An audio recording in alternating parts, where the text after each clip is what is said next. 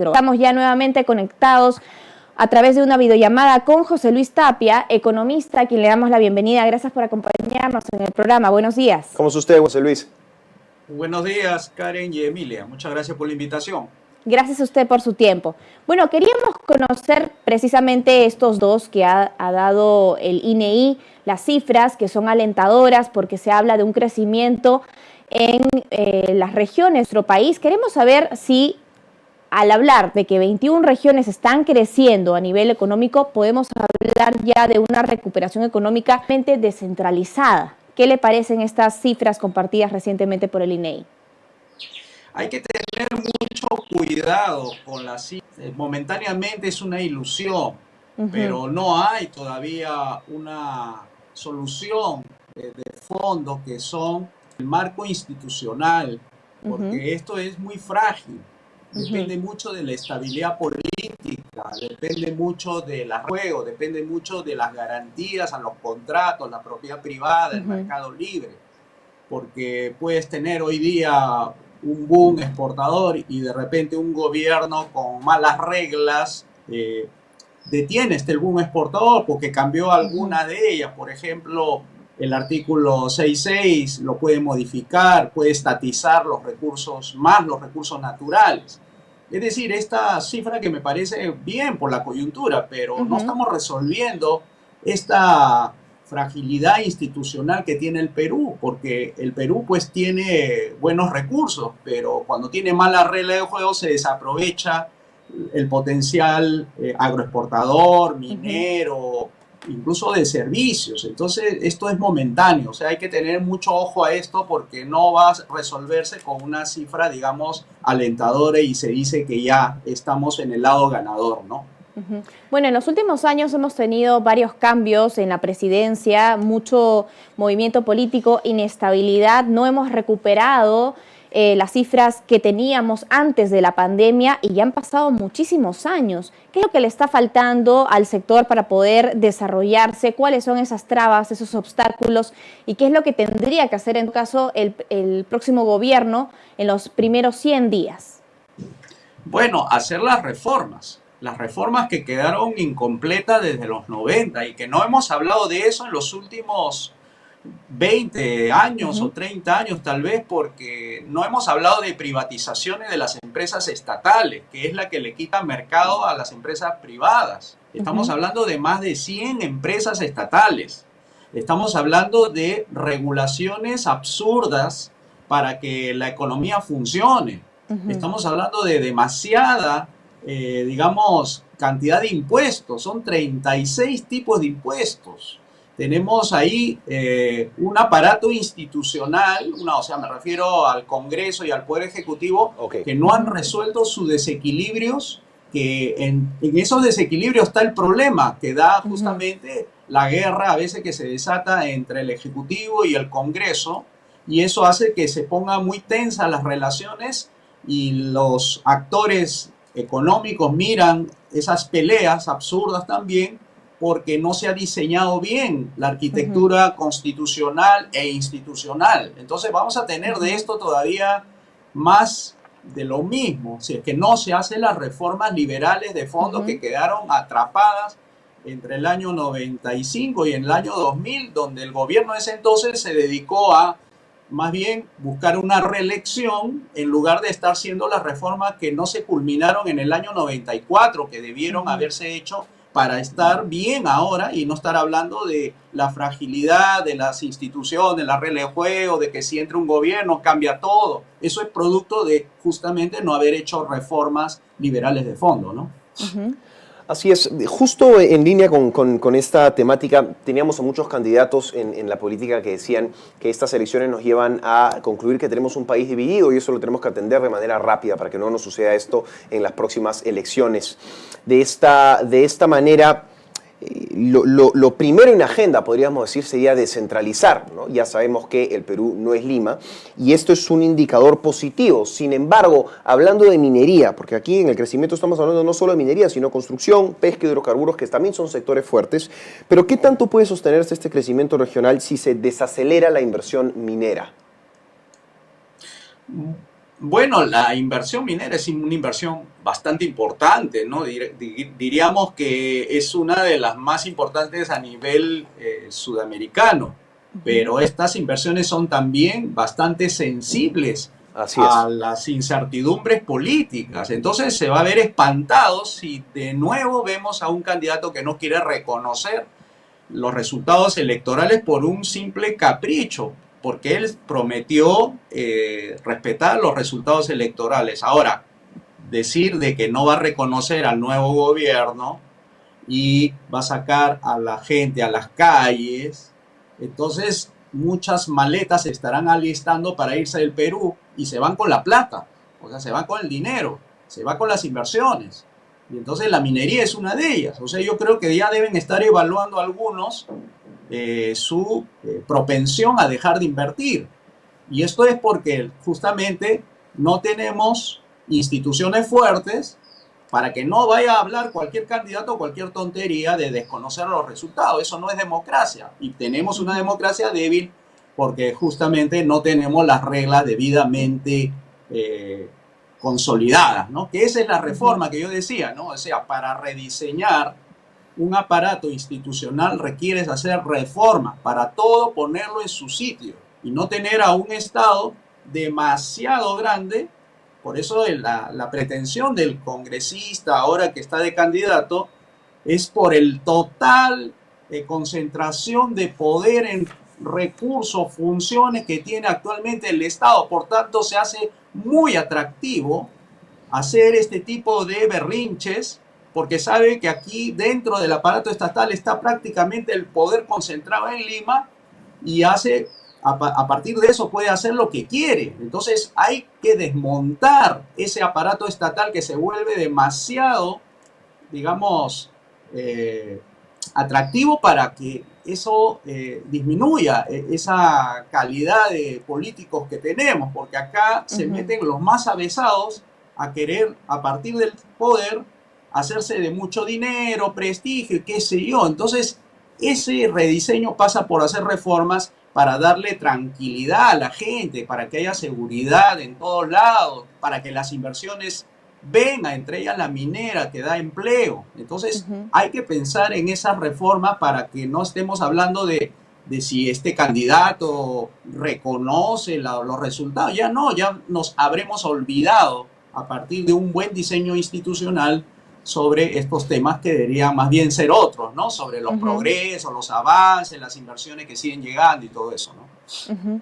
Bueno, definitivamente lo que dijo ayer en conferencia de prensa Roberto Sánchez sobre de que no se iba a reconocer el gobierno de Keiko Fujimori y que además se anunciaban movilizaciones, preocupa sin duda porque hay muchos emprendedores, muchas personas que están sacando adelante su negocio y cuando hay paralizaciones, cuando hay movilizaciones, generalmente ellos son los más perjudicados. Así que hacemos un llamado a la calma y por supuesto, cuando hablamos de una movilización se puede hacer de manera pacífica, pero teniendo en cuenta que nuestro país tiene mucho potencial para crecer, no podemos extender, digamos, estas protestas de manera descontrolada, porque de lo contrario nos perjudicamos y perjudicamos también la economía. Una de las cuestiones que se ha puesto sobre la mesa muchísimo en conversaciones con analistas de economía es la deficiente forma que tiene el Perú de el gasto público, ¿no? En principio del año se hablaba de parte del Ministerio de Economía y Finanzas de un programa para mejorar la eficiencia del gasto público.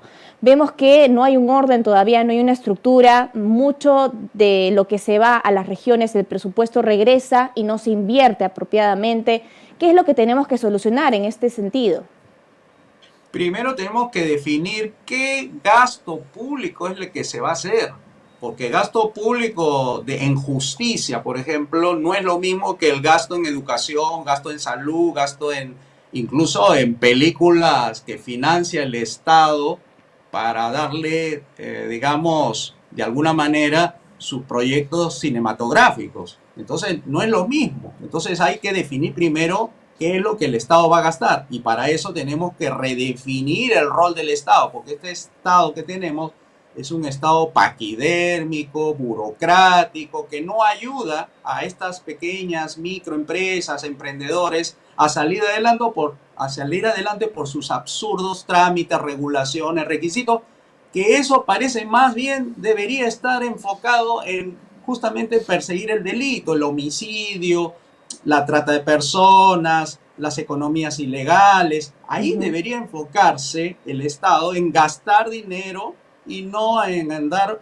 financiando proyectos cinematográficos del Ministerio de Cultura o proyectos fallidos del Ministerio de la Mujer. Y así vas a encontrar que cada ministerio que se salen de las tres que yo siempre menciono, justicia, seguridad y obras públicas, todas el resto no sirven para nada, porque más que ayudar al emprendedor a avanzar, se convierte en obstáculos en el camino y más aún para las inversiones de cualquier tamaño. Por eso que tenemos un aparato muy malo de parte del gobierno, porque no ayuda al emprendedor, sino se convierte en su principal enemigo. Perseguirlo con regulaciones, perseguirlo cerrándole su negocio, eso no le hace bien ni al micro, ni al mediano, ni al grande. Por eso la gente ve injusticia en el Perú y tenemos que concentrar los gastos públicos en justicia, seguridad y obras públicas, nada más. Como dijo Adam Smith hace más de 200 años en su famoso libro La riqueza de las naciones. Es así como las naciones progresan, no teniendo más Estado, es teniendo un Estado pequeño, pero muy presente en justicia, en seguridad y en obras de infraestructura. Con eso tendremos libre mercado para todo, sin fraude, sin engaños, sin subsidios, sin burocracia, sin regulaciones económicas, etc. Hay que dejar bien claro eso, de que los gastos tienen que ser buenos gastos, gastos que tienen que ir a esos tres sectores mencionados, ¿no? Cierto, si regresamos un poco al tema económico y conversamos un poco sobre el sur y el oriente de nuestro país que enfrentan, digamos, esta presión por los hidrocarburos, que es un sector importante en nuestro país. La rotura de uno de los yacimientos más grandes en casi toda América Latina lo tenemos nosotros, ¿no? Camisea, se ha roto un ducto y esta, por supuesto, genera una menor producción petrolera en Loreto y esto ha limitado el crecimiento económico de estas zonas. ¿Qué es lo primero que se tiene que hacer para reducir los impactos en esta zona por la rotura del ducto en Camisea? Bueno, tenemos que pensar en una diversificación de la matriz energética. No podemos depender de un gas de Camisea, de un oleoducto norperuano, sino tenemos que pensar en otras alternativas que den más seguridad energética y no tener que concentrarnos en dos. Me imagino que deben haber unas tres más, la eólica, que deben contribuir tenemos famosas hidroeléctricas, como lo dijo hace mucho tiempo un sabio Antunes de Mayolo. Tenemos grandes potenciales hidroeléctricos para desarrollar una matriz mucho más fuerte, pero esto requiere inversión y esas inversiones no van a venir mientras no resolvamos nuestros problemas internos, que una de ellas son las reglas de juego. Si no aseguramos bien la seguridad en los contratos, la propiedad privada, el libre mercado, un Estado pequeño y fuerte, entonces vamos a tener una matriz energética muy débil. Apenas se bloquea el oleoducto norperuano o se bloquea el gas de Camisea, ya es una crisis nacional. Los países desarrollados no tienen crisis energética porque han diversificado su matriz, porque le dan estabilidad institucional para que lleguen justamente todas esas inversiones en diferentes tipos de matrices energéticas. Así le da tranquilidad a la gente y no tengamos que depender pues de un Ministerio de Energía o de un ministerio, qué sé yo, del ambiente para ver qué hacen los burócratas para solucionar nuestros problemas, que eso lo podemos resolver desde el libre mercado. Entonces todo depende mucho de estas reglas para que esta matriz energética se diversifique, ¿no? Y al mismo tiempo, además de fortalecer lo que usted ha mencionado, tener claras las reglas de juego, generar estabilidad jurídica para tener confianza con los inversionistas, también preocupa mucho el avance del niño costero, que sigue intensificándose y que podría afectar al agro, a la minería también en nuestro país. ¿Cómo ven los inversionistas el plan B que tiene el Perú, el plan de contingencia, si es que tenemos alguno? Porque mucho se ha cuestionado también como país que no tenemos las herramientas para anticiparnos a este tipo de riesgos, a este tipo de desgracias que podrían jugarnos en contra. Bueno, lo primero que tienen que hacer es agarrar los dineros que tiene todavía el tesoro, digamos, nacional, llámese fisco o cualquier otro nombre, y dedicarlos a hacer las labores más bien preventivas, lo que se puede hacer, porque miren, ya tenemos al niño costero, al niño global y encima. Ahora, se está postergando estos resultados electorales que va en contra de nosotros, porque va en contra de las personas que viven en Piura, en Tumbes, y que van a sufrir estos embates del niño costero, y no se ha avanzado nada al respecto, porque este gobierno también está mirando de costado los problemas nacionales. Entonces hay que esperar que entre un nuevo gobierno para que se pongan las pilas y hagan lo que tenga que hacer. Pero esto ya debió haberse hecho hace años. ¿Y eso por qué? Porque el Estado está distraído haciendo labores que no le competen. No es una labor del Estado meterse en la economía. Lo que tiene que hacer es regular en lo político. ¿Qué es regular en lo político? Defender 3 derechos básicos: vida, libertad y propiedad privada. Y el resto de las funciones en cuanto a justicia, seguridad, obras públicas es su labor del Estado. No meterse a la economía, no meterse a temas ambientales, a temas energéticos. Ese no es su labor. Su labor es preventiva, y en este caso construir todos los diques, represas que sean necesarias para contener estos fenómenos, porque en otros países no hay crisis cuando hay fenómenos climáticos. Saben cómo responde el mercado, saben por ejemplo, el mercado asegurador tendría mucho rol si es que tuviésemos un mercado más desarrollado, y entonces todas las pérdidas que pueda haber por el lado de la agricultura, por el lado de la energía, por el lado se indemniza, o sea, se cobra el seguro y se restablece, se vuelve a construir todo lo que destruyó el fenómeno, digamos, climático. Entonces, acá hay crisis porque le hemos dado al Estado todo nuestras esperanzas para que nos arregle los asuntos, cuando eso tiene un mecanismo de orden privado, mercados libres, gobierno limitado a infraestructura para que hagan estas labores preventivas y no se esté distrayendo con dineros a más o menos 15 ministerios que deberían desaparecer. Cierto. Y eso trasladarse esas funciones al sector privado para que se vigorice y vengan las inversiones que hacen necesarias para que justamente hagan su labor, digamos, también preventiva, aseguradora, y no estar hablando de daños irreversibles que se van a dar de todas maneras ya a fines de año, ¿no? Cierto. Bueno, hablábamos de posibles escenarios. Ahora ya no hablamos de posibles escenarios, sino ya hay números, ya hay algunas estimaciones que se van a ver comprometidas. Más de 8.000 millones de dólares en exportaciones están expuestos, están en juego. Estamos hablando de los cultivos más importantes, ¿no? Hablando del agro, por supuesto. El café, el algodón, el plátano, la uva, la palta, el mango, arándanos, etcétera. Ya tenemos algunos especialistas en minería. Le comparto que nos dicen que las operaciones mineras se pueden afectar por las lluvias que van a haber, los posibles huaicos. Y esto, por supuesto, que tendría un efecto en el transporte del mineral también. Con esto en mente, ¿se podría comprometer la meta exportadora del país considerablemente? Bueno, efectivamente, va a suceder.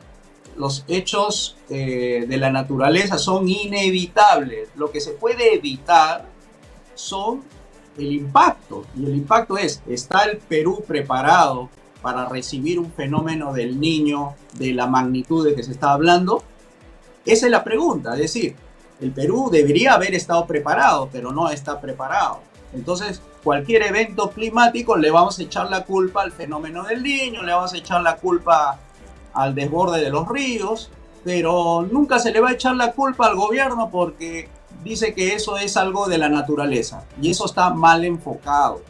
El real enfoque es qué hicimos para estar preparados adecuadamente para cualquier evento climático y no estar hablando de crisis, ¿no? Y eso es un problema nuevamente de rediseño institucional, porque tenemos a un Estado que anda metido en cosas que no debe estar y descuida las más importantes, entre ellas la infraestructura que se debe haber construido para prevenir estos problemas, y además la seguridad en las calles, que también es algo muy importante para los negocios, porque ahora los negocios ya están incorporando las extorsiones dentro de los costos, en los precios de los transportes, en el precio del arroz, en el precio del azúcar, porque las bodeguitas y otros negocios andan amenazados y la policía no está presente. Eso es distracción pura del Estado en funciones, en 15 funciones que hay que trasladar al sector privado, y eso se llama privatización. No hay que tener miedo a la palabra privatización. Privatización es devolver las funciones del Estado al sector privado donde siempre han estado y nunca debieron haber salido de ahí, ¿no? Y en el caso específico de la empresa estatal Petroperú, Proinversión sostiene que hacia el año 2032 Petroperú va a ser autosostenible. Hay quienes están planteando que debido a los cambios que se han hecho constantemente en el directorio, en la presidencia y ante la falta de resultados, que sería mejor desaparecer Petroperú. ¿Qué es lo que tendría que hacer el próximo gobierno, en todo caso, con la empresa estatal? Desaparecerla, deshacernos. Ese es un lastre, es una vergüenza nacional tener una empresa que la rescatan continuamente cuando esos dineros tienen que estar priorizados en gasto de seguridad, justicia, obra pública. Es una pena tener que seguir hablando de este tema, porque no hemos aprendido la lección. Cuando una empresa quiebra, cuando una empresa ofrece resultados negativos, tiene que salir del mercado, porque si no, ¿qué lección le vamos a dar a todos los futuros emprendedores o inversionistas? Que cada vez que haya pérdida, el Estado va a salir a su rescate. Ese es el mensaje que están dando de fondo el gobierno y todos los anteriores gobiernos, y espero que el nuevo gobierno no esté cometiendo ese error de mantener a esa ficción llamada empresa, porque empresa no es una oficina estatal que vende petróleo, porque una empresa desaparecería, saldría del mercado con mucha facilidad y entrarían otros que sí podrían ofrecer mejores perspectivas para abastecer el mercado de hidrocarburos. Entonces hay que sincerarnos y no dejar pasar estas situaciones vergonzosas de una empresa que debería llamarse oficina, para luego esos destinos de los dineros quitárselo y priorizar a los gastos de seguridad, que es más importante que vender barriles de petróleo con una ficción llamada Petroperú. Vergüenza nacional, ¿no? Bien, gracias por acompañarnos en el programa, gracias por sus reflexiones sobre cómo está la economía nacional. Gracias a usted por estar con nosotros en Amanecer Minero. Muy amable, José Luis, que tenga buen día. Hasta luego. Muchas gracias. Hemos estado conversando con José Luis